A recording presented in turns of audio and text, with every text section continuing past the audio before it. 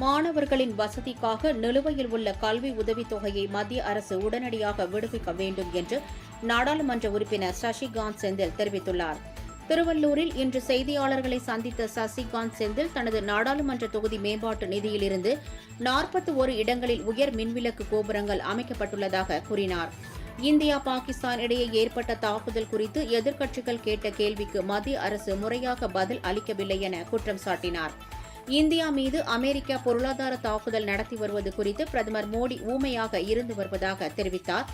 மணிப்பூர் பிரச்சினையில் எந்த தீர்வும் காணப்படாத பாஜக அரசு பதவியை தக்க வைத்துக் கொள்ள மட்டும் ஆர்வம் காட்டுவதற்காக கண்டனம் தெரிவித்தார்.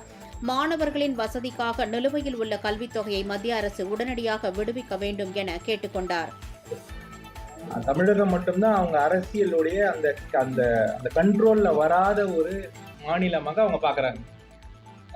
அதாவது நீங்க அவங்க நம்மளுடைய ஹிந்தி அப்படின்னு ஒரு கான்செப்டை கொண்டு வராங்க. அதற்கு நேர் எதிராக என்ன நிற்குது? தமிழ்னு நம்ம நிற்கிறோம். அப்போ அவங்கள பொறுத்த வரைக்கும் அவங்களுடைய அரசியலுக்கு நேர் எதிராக நிற்பது தமிழகம். தமிழ்நாட்டில இருந்து நீங்க எந்த விதமான கலாச்சாரத்தையும் இல்ல ஃபேக்சுவல் விஷயத்தையும் பேசினா கூட ஒத்துக்க மாட்டாங்க.